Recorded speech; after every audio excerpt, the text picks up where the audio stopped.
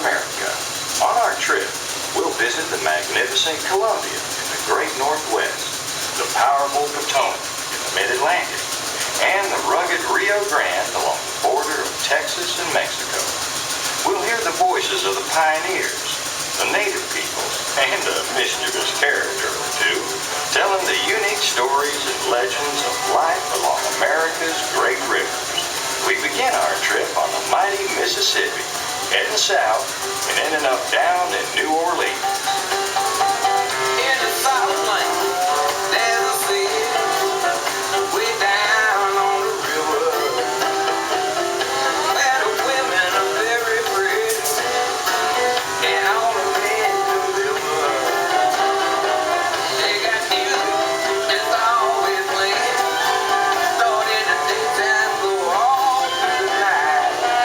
When you hear that music playing, hear what I'm saying, make you feel alright. Grab some toddy, come on down, bring your paintbrush, we painting the town. There's some feelings going around, catch 'em down in New Orleans. New Orleans is rich in history, music, good food, and ghost stories. How else to explain all those rumors of that mansion over there being haunted? Folks say the place is filled with 999 happy haunts, and they're looking for someone to make it 1,000. Go ahead, find out for yourself, and just don't expect me to go with you.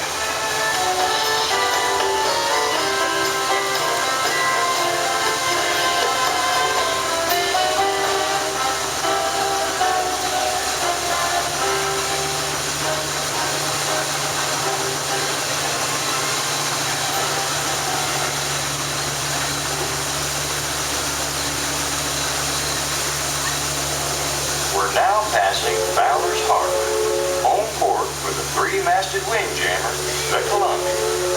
And there's the most famous landmark in these parts. The critters call it Splash Mountain, and watching folks plunging over its falls, I think you can see why. Of course, I'm at a loss to understand what's going on here. Perhaps Brer Frog can shed some light on the situation. I told Brer Rabbit he better mend his ways.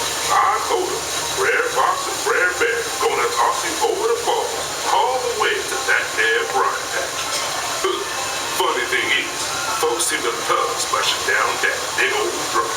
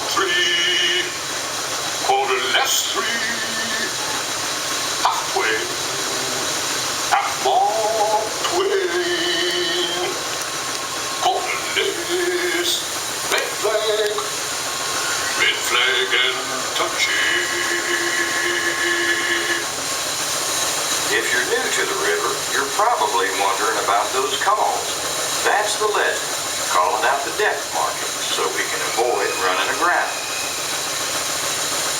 Mark Twain! Mark Twain. Those are the two sweetest words a riverman can hear.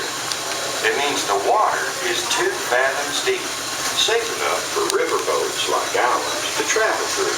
But Mark Twain means something else these days. It's also the name of an author, a witty fella who used to pilot a stern-wheeler himself in his day. When I was a boy, there was but one ambition among my comrades in our village. That was to be a steamboat. We had ambitions of other sorts, to become clowns, to be pirates. These ambitions faded out. But the fishing to be a steamboatman always remained. Of course, when I was younger, I could remember anything, whether it happened or not. We're now traveling into the real backwoods country. There's plenty of wildlife in these parts, but none wilder than Mike Fink. He's the captain of that Gully Whopper keel boat, and he lives right over yonder in that cabin. I believe he's home right now. It sounds as if he's got visitors. Must be the king of the wild frontier, Davy Crockett, with his good friend Georgie Russell.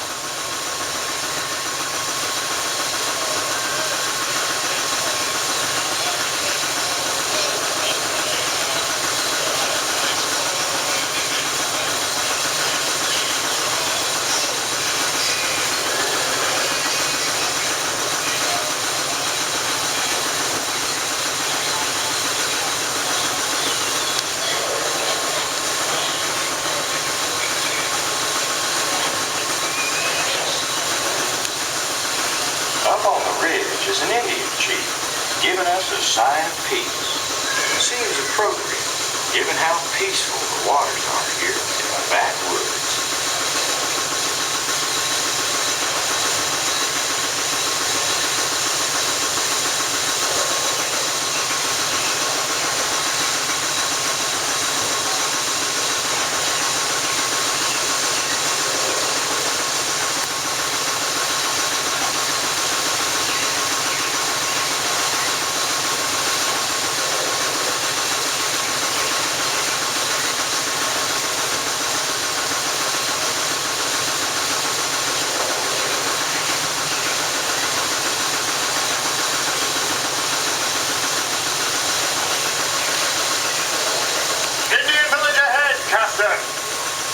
Ahead is a tribe of Plains Indians that has set up camp along the river. And there's the wise old shaman, sharing his knowledge with the young braves. If I'm translating properly, he's telling the story of how a woodpecker taught a young tribesman to carve holes in a hollowed-out branch, blowing air through the branch, then created a strange yet beautiful sound. And that's how the Lakota discovered the flute.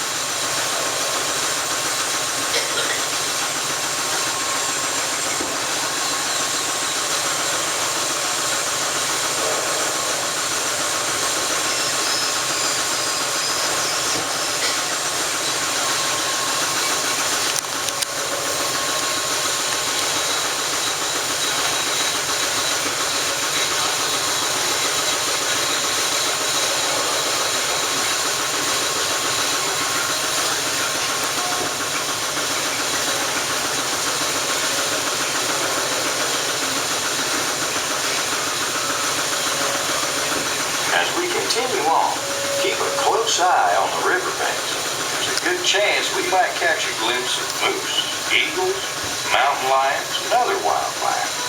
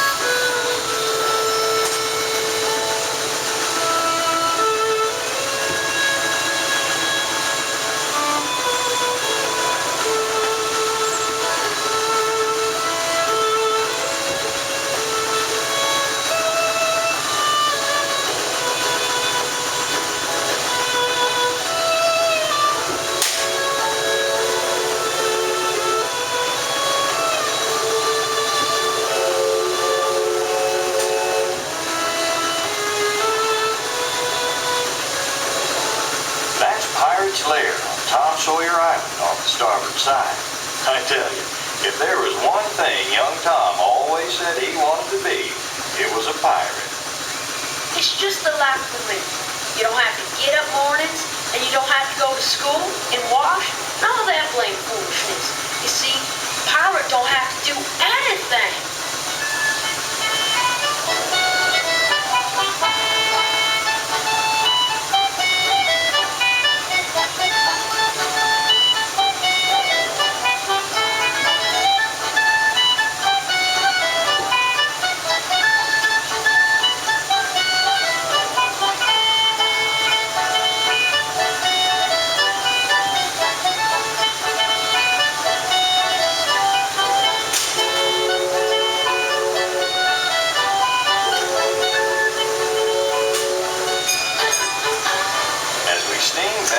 Civilization along the Rio Grande, you can see the towering views of Big Thunder Mountain off in the distance. That mountain was the site of the biggest gold strike in these parts, and a railroad was built to haul the riches out. They say that train's now the wildest ride in the wilderness, and from the screams I always hear coming from over there, I have to agree. Well, folks, we're now coming up on the frontier landing, where our journey ends. On behalf of our entire crew, I'd like to thank you for visiting us aboard the Mark Twain. When exiting our riverboat, you may find that the stairways to the right side and the back of the boat provide easier passage. We hope you enjoyed your voyage with us and that you'll visit us again real soon.